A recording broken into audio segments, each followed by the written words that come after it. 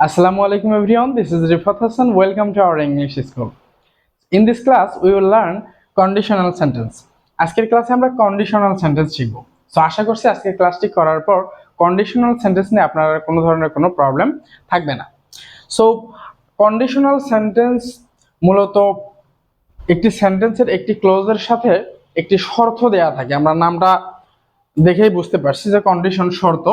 So এই যে if দ্বারা একটি শর্ত দেয়া থাকে এবং বাক্যের পরবর্তী যে ক্লজটি থাকে সেটিতে সেই শর্তের আউটকামস অর্থাৎ শর্তের ফলাফল দেয়া থাকে। সো কন্ডিশনাল সেন্টেন্স মূলত চার প্রকার, সেটি হচ্ছে zero condition, first condition, second condition এবং থার্ড কন্ডিশন। সো এই চার প্রকার কন্ডিশন শেখার জন্য আমাদের সিম্পল একটি স্ট্রাকচার মনে রাখতে হবে, চারটির জন্য চার প্রকার, তাহলে কিন্তু আমরা কন্ডিশনাল সেন্টেন্সগুলো ইজিলি পেরে যাব। তাহলে প্রথমে দেখুন আমরা একটু ফার্স্ট কন্ডিশন দেখে নেই। সেটি হচ্ছে যে ইফ যুক্ত বাক্যটি অর্থাৎ যে ক্লোজের সাথে ইফ দিয়ে শর্ত দেয়া থাকবে সেই বাক্যটি যদি প্রেজেন্ট ইনডিফিনিট টেন্সে হয়, অর্থাৎ দেখুন এখানে আমরা জানি প্রেজেন্ট ইনডিফিনিট টেন্সের স্ট্রাকচার কি, সাবজেক্ট, ভার্ব, অবজেক্ট বা এক্সটেনশন। এটি হচ্ছে প্রেজেন্ট ইনডিফিনিট টেন্সের স্ট্রাকচার। তো যেহেতু ইফ দিয়ে এখানে শর্ত দেয়া আছে, তো শর্তযুক্ত বাক্যটি যদি প্রেজেন্ট ইনডিফিনিট টেন্সে হয় তাহলে বাক্যের যে পরবর্তী ক্লজটি থাকবে সেই ক্লজটি ফিউচার ইনডিফিনিটে করতে হবে। সো ফিউচার ইনডিফিনিটের জন্য আমরা কি ব্যবহার করতে পারি, উইল, ক্যান বা মে এগুলো ব্যবহার করতে পারি। সো আমরা একটু যদি উদাহরণের মাধ্যমে দেখে নেই তাহলে দেখুন, ইফ ইউ হেল্প মি, যদি তুমি আমাকে সাহায্য করো। তাহলে দেখুন এখানে এই যে সাবজেক্ট, এখানে ভার্ব, এখানে অবজেক্ট বা এক্সটেনশন। তাহলে এটা আমরা বুঝতে পারছি যে প্রেজেন্ট ইনডিফিনিট টেন্সের যে ফরম্যাট সেই ফরম্যাটে এই ক্লজটি রয়েছে। তাহলে পরবর্তী ক্লজ আমরা জানি যে প্রথম ক্লজটি যদি প্রেজেন্ট ইনডিফিনিট টেন্সে থাকে তাহলে পরবর্তী ক্লজটি আমরা ফিউচার ইনডিফিনিটে করব। তাহলে দেখুন, I will help you, if you help me, যদি তুমি আমাকে সাহায্য করো, একটি শর্ত রয়েছে। তাহলে আই উইল হেল্প ইউ, তুমি আমাকে সাহায্য করলে আমি তোমাকে সাহায্য করব। সো আমরা এই যে ফিউচার ইনডিফিনিট টেন্সের এখানে উইল দিয়ে করলাম, বা আমরা এখানে ক্যান বা মে ব্যবহার করেও বলতে পারি। যেমন আমি যদি বলি ইফ হি কামস, যদি সে আসে, আই মে গো, আমি যেতেও পারি।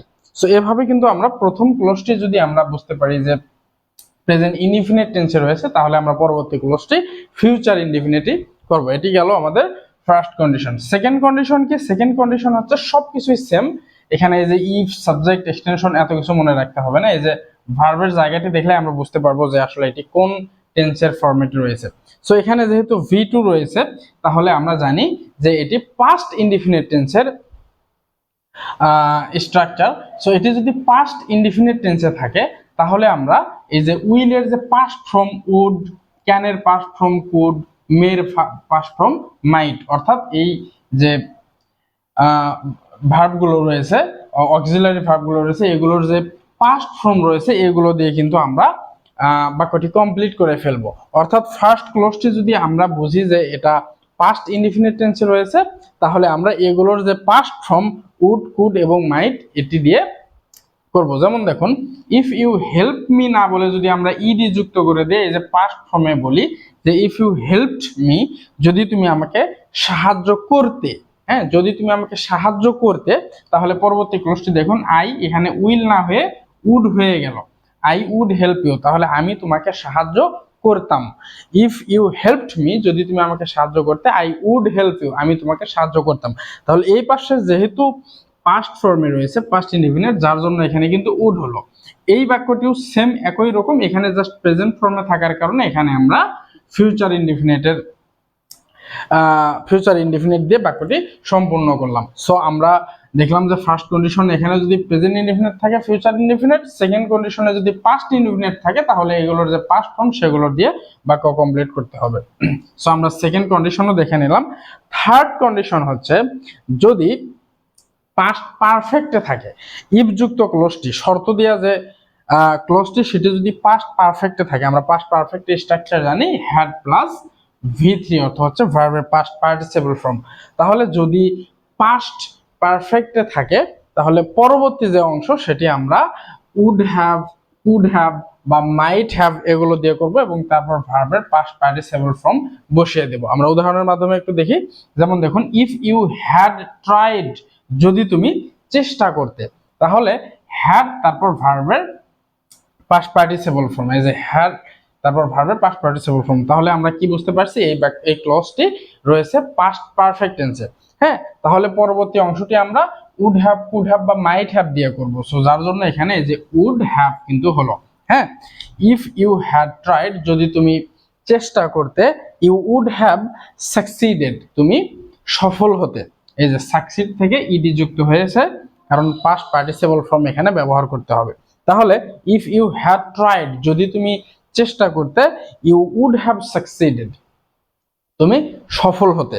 তাহলে আমরা থার্ড কন্ডিশনও শিখে ফেললাম। জিরো কন্ডিশন হচ্ছে ইফ যুক্ত ক্লোজটিও প্রেজেন্ট ইনডিফিনিটে থাকবে এবং পরবর্তী ক্লোজটিও আমরা প্রেজেন্ট ইনডিফিনিটে করব। এগুলো হচ্ছে সাধারণ যে সত্য ঘটনা, এগুলোই মূলত জিরো কন্ডিশন। যেমন বৃষ্টি হলে ঘাস ভিজে যায়, এটি সাধারণ সত্য ঘটনা। হ্যাঁ, তারপর আমরা যদি উদাহরণ দেখি, যেমন দেখুন, ইফ ইউ ফ্রিজ ওয়াটার, যদি তুমি পানিকে জমাও, হ্যাঁ, তাহলে ইট বিকামস আইস, এটি বরফে পরিণত হয়, বা পানিকে জমালে বরফে পরিণত হয়, এরকম অর্থ। তাহলে দেখুন এখানেও কিন্তু এটা ইফ ইউ ফ্রিজ ওয়াটার, এই যে ভার্ব অন রয়েছে, ইট বিকামস আইস, এখানেও ভার্ব অন রয়েছে। সো আমরা বুঝতে পারছি এটাও প্রেজেন্ট ইনডিফিনিট, এটাও প্রেজেন্ট ইনডিফিনিট। সো আমরা জিরো কন্ডিশনটাও শিখে ফেললাম। তাহলে আমরা যদি আরেকবার সামারাইজ করি ক্লাসটি, সেটি হচ্ছে ইফ যুক্ত ক্লোজটি যদি প্রেজেন্ট ইনডিফিনিটে থাকে, তাহলে পরবর্তী ক্লোজটি আমরা ফিউচার ইনডিফিনিট দিয়ে করব, উইল, ক্যান বা মে, এগুলো দিয়ে। ইফ যুক্ত ক্লোজটি যদি পাস্ট ইনডিফিনিটে থাকে, তাহলে পরবর্তী যে ক্লোজটি সেগুলো আমরা উড, কুড বা মাইট দিয়ে করব, এগুলোর যে পাস্ট ফর্ম সেগুলো দিয়ে। আবার থার্ড কন্ডিশন হচ্ছে ইফ যুক্ত ক্লোজটি যদি পাস্ট পারফেক্টে থাকে, যেমন হ্যাড প্লাস ভার্ব 3, তাহলে আমরা উড হ্যাভ, কুড হ্যাভ বা মে হ্যাভ, এগুলো দিয়ে পরের ক্লোজটি কমপ্লিট করব।